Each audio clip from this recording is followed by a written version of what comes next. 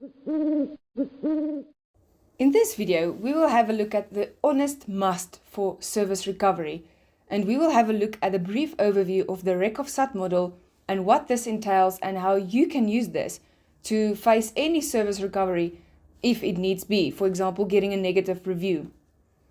Just as an overview, you would want to measure your customer satisfaction with your service recovery methodology like the RECOVSAT model.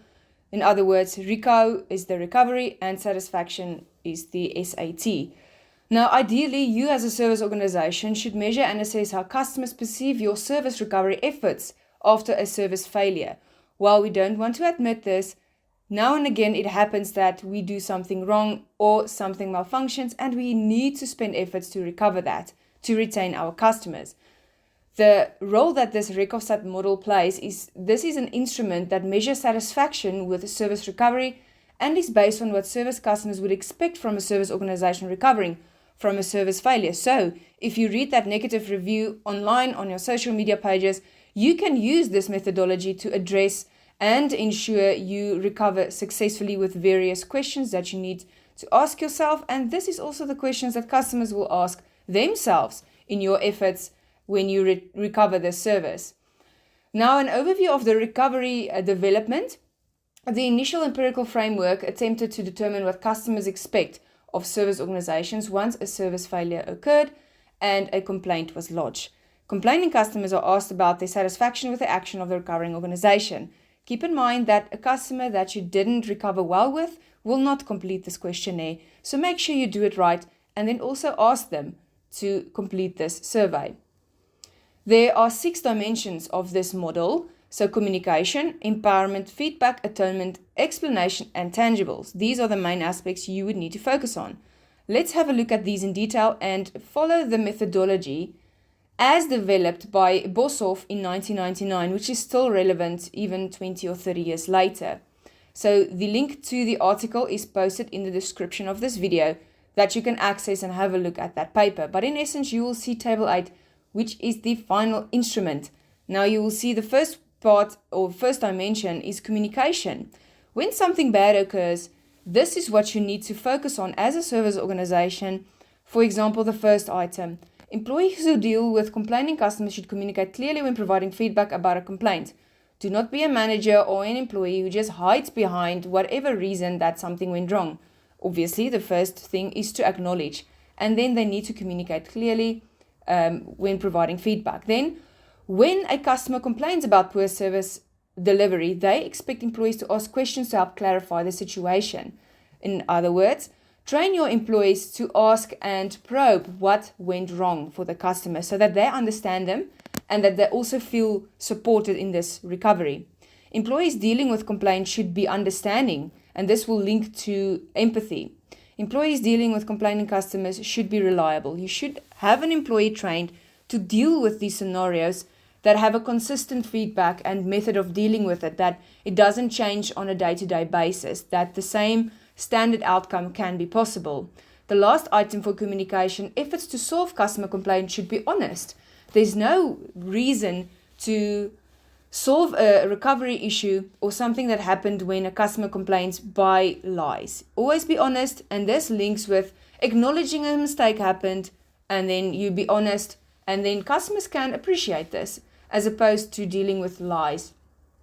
If we look at the empowerment aspect, 3 items, it is important to a customer that a person I complain to solve my problem. And with this, as a service organization owner, you need to make sure your management team is trained or your employees are trained to empower them to solve problems, that they don't always have to run to management to solve small problems. For a customer, it would irritate them when a person I complain to find someone else to solve my problem. As I just said, empower your employees by training them to deal with all problems, unless it is a big enough problem to involve management. The last item there, I get annoyed as a customer when a complaint passed from one employee to the next. This is completely frustrating. Put yourself in the customer's shoes and deal with the complaint directly by training your staff once more.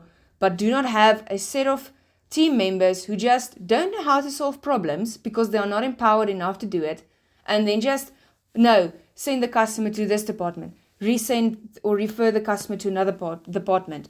Rather have a standard procedure in place and to deal with complaints. The next one we have is 2 items. Feedback component.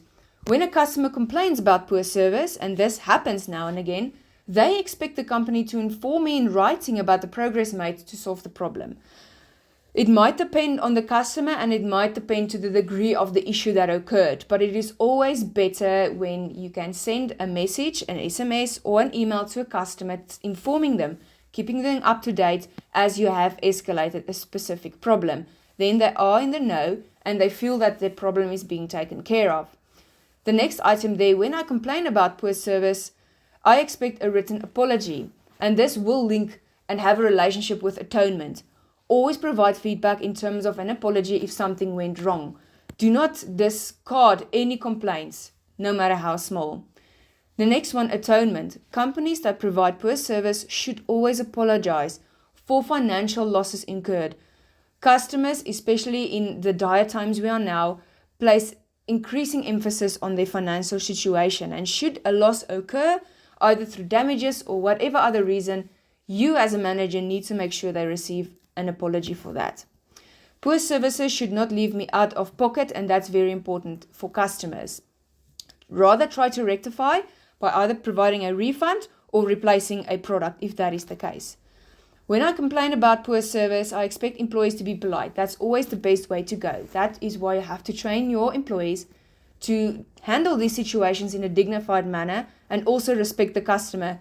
Yes, we all know that customers can become belligerent, can become extremely angry, and that is why you need an employee or a team member that can keep their composure and deal this and not fight aggressiveness with aggressiveness, rather to de-escalate the situation by having that empowerment and training. With the explanation component, we also have 2 items. When a customer complains about poor service, they expect the employee to provide them with an explanation of why the problem occurred in the first place. If we have a look at a courier company and they didn't receive the product but it shows delivered, there needs to be a follow-up and explanation that, and linked with apology that, sorry dear, sorry sir, sorry ma'am, that we had the incorrect address and someone else received your product. We acknowledge our mistake. We will keep you updated as to this by communicating with you on a regular basis, and we will provide a refund or a replacement of your choice. The next one, it irritates a customer when a person they complain to does not provide a satisfactory explanation of why the problem occurred. That is why you have to make sure the entire team knows exactly what is going on to explain it to the customer. The last aspect or element there is tangibles. Employees who deal with customers should be well dressed. This is extremely important because it creates an impression for your brand. If your employees are not well dressed, it creates a subjective evaluation in the customer's mind, and they will stick to this and associate this with your brand. It doesn't matter in which area you are.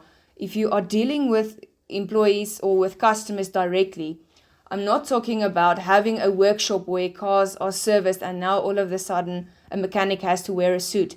They don't deal with the customers directly. It is important as an owner of a business or a manager of a business to make sure every employee that has face-to-face contact with a customer that they are well dressed, because it creates such an important impression on them.